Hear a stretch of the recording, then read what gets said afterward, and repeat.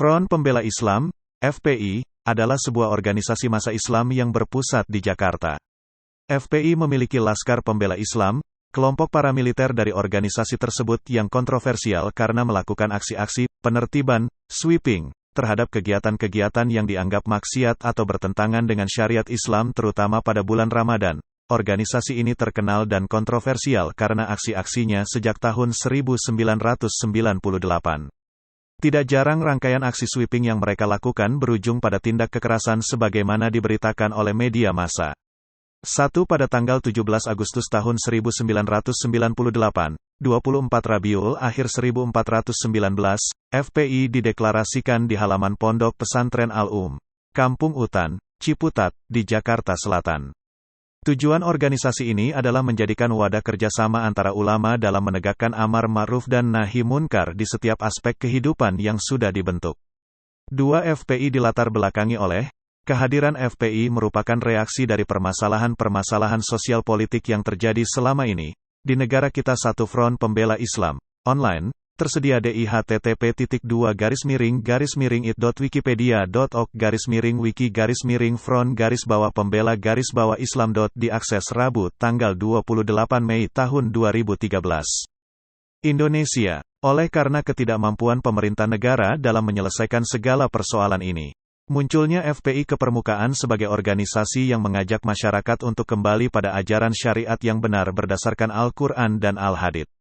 Selain itu FPI mempunyai latar belakang pokok antara lain, 1. Penderitaan panjang umat Islam yang ada di Indonesia karena lemahnya kontrol sosial penguasa sipil maupun akibat pelanggaran HAM yang dilakukan oleh oknum penguasa. 2. Kemungkaran dan kemaksiatan yang ada dan semakin merajalela di seluruh sektor kehidupan. 3. Kewajiban untuk menjaga dan mempertahankan harkat dan martabat Islam serta umat Islam.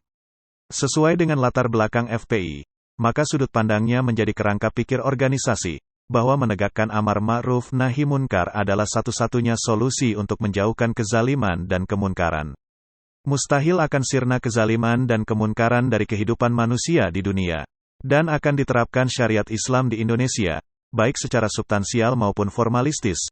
Ini merupakan visi FPI yang ingin dicapai. Misi FPI adalah menegakkan amar ma'ruf nahi munkar secara kafah di segenap sektor kehidupan. Tujuannya menciptakan masyarakat yang baik hidup dalam baldah thoyyibah dengan limpahan keberkahan dan keridaan Allah SWT. Salah satu tujuan FPI adalah memberantas segala kemaksiatan sampai ke akar-akarnya. Untuk membantu memuluskan upaya para ulama dan tokoh-tokoh agama dalam melakukan penyucian terhadap individu-individu umat Islam. Ini sebab diperlukannya FPI di Banjarmasin. Mengawali agama Allah dan menjadi pemberantas tikus-tikus yang menggerogoti tanaman ulama-ulama di Kalimantan Selatan. Dan yang dilakukan FPI ini merujuk pada ajaran baginda Rasulullah SAW. Hari Kamis tanggal 1 Muharram 1434 tanggal 15 November tahun 2012 cabang FPI Kalimantan Selatan telah diresmikan yang bertempat di Masjid Raya Sabilal Muhtadin. Al-Habib Abdurrahman Al-Bahashim adalah Ketua Umum DPD FPI Kalimantan Selatan. Beliau pernah belajar kepada ulama-ulama besar selama beberapa tahun di Madinah. Sedangkan Ketua Umum DPW FPI Banjarmasin sendiri adalah KH Husin Nafarin, LEC. Sekretariat FPI di Banjarmasin beralamat di Jalan Bumi Mas, Komplek Bumi Jaya RT 10 No. 48.7. Kegiatan rutin FPI Kalimantan Selatan adalah majelis taklim yang agendanya berupa pengajian kitab Nasaih Al-Diniyah karya Imam Al-Haddad. Kegiatan ini dilaksanakan setiap malam minggu setelah selesai salat maghrib, yang dilanjutkan dengan diskusi agama setelah salat isya. 8. Hadirnya FPI di Banjarmasin dengan usaha dakwah amar ma'rufnya nahi munkar menarik untuk dikaji. Karena itu penulis akan melakukan penelitian tentang FPI ini dalam bentuk skripsi yang berjudul, Aktivitas dan Metode Dakwah Front Pembela Islam, FPI, di Kota Banjarmasin. Menurut Muhammad Munir, dakwah adalah usaha peningkatan pemahaman keagamaan untuk mengubah pandangan hidup, sikap batin dan perilaku umat yang tidak sesuai dengan ajaran Islam menjadi sesuai dengan tuntunan syariat untuk memperoleh kebahagiaan hidup di dunia dan di akhirat. 19. Dakwah berasal dari perkataan yang berarti ajak. Secara istilah, ia bermakna mengajak manusia kepada Allah. Mengajak kepada Allah ialah mengajak kepada agamanya yaitu Islam, yang dibawa oleh Nabi Muhammad SAW.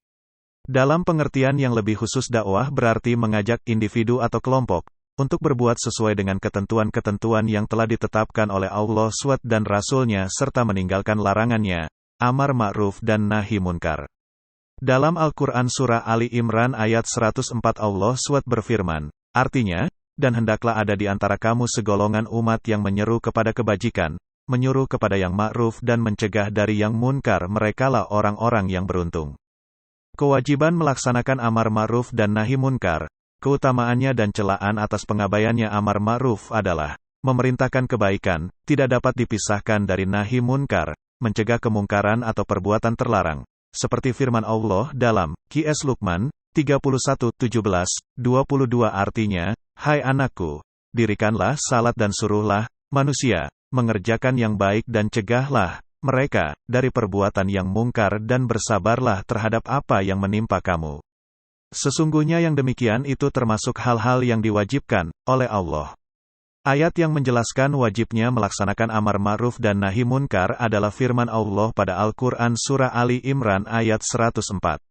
Ayat ini juga memuat penjelasan bahwa keberuntungan itu tergantung pada pelaksanaan amar ma'ruf dan nahi munkar.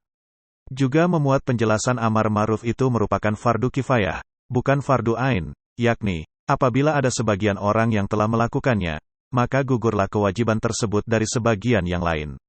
Allah SWT berfirman wajah sedih, Qs. At-Taubah, 9:71. Dakwah Islam seperti yang telah diketengahkan merupakan kelanjutan dari dakwah Nabi Ibrahim yang menjadi bapa bangsa Arab sebagaimana yang diterangkan dalam Qs Al-Hajj 22:78. Artinya, dan berjihadlah kamu pada jalan Allah dengan jihad yang sebenar-benarnya. Dia telah memilih kamu dan dia sekali-kali tidak menjadikan untuk kamu dalam agama suatu kesempitan. Ikutilah agama orang tuamu Ibrahim. Dia, Allah, telah menamai kamu sekalian orang-orang muslim dari dahulu. Dan, begitu pula, dalam Al-Quran ini, supaya Rasul itu menjadi saksi atas dirimu dan supaya kamu semua menjadi saksi atas segenap manusia, maka dirikanlah sembahyang, tunaikanlah zakat dan berpeganglah kamu pada tali Allah. Dia adalah pelindungmu, maka dialah sebaik-baik pelindung dan sebaik-baik penolong. Qs. Al-Hajj 78. Pendidikan agama sebagai metode dakwah pada dasarnya membina, melestarikan, fitrah anak yang dibawa sejak lahir, yakni fitrah beragama, perasaan bertuhan. Yang mana bila fitrah itu tidak dilestarikan melalui pendidikan dikhawatirkan fitrah itu akan luntur menjadi ateis atau menganut agama selain Islam. Hal ini disebutkan dalam firman Allah. Qs Ar-Rum 30:30. Artinya, maka hadapkanlah wajahmu dengan lurus kepada agama Allah. Tetaplah atas fitrah Allah yang telah menciptakan manusia menurut fitrah itu. Tidak ada perubahan pada fitrah Allah. Itulah agama yang lurus, tetapi kebanyakan manusia tidak mengetahui. Allah mengharamkan khamar karena itu dapat menghalangi manusia dari zikir kepada Allah dan menjalankan salat. Dalam hadits Bukhari Muslim yang berbunyi, artinya, barang siapa melihat kemungkaran maka rubahlah dengan tanganmu, kekuasaan, apabila tidak mampu maka rubahlah dengan lisanmu, memberikan nasihat pada sesama, apabila tidak mampu pula maka rubahlah dengan hatimu, berpikir dalam hati kita untuk tidak melakukan hal yang buruk, dan itu selemah-lemahnya iman. Perkataan Syekhul Islam Ibnu Taimiyah menjelaskan bahwa amar ma'ruf dan nahi mungkar merupakan karakter seorang yang beriman, dan dalam mengingkari kemungkaran tersebut ada 3 tingkatan. 1. Mengingkari dengan tangan. 2. Mengingkari dengan lisan. 3. Mengingkari dengan hati.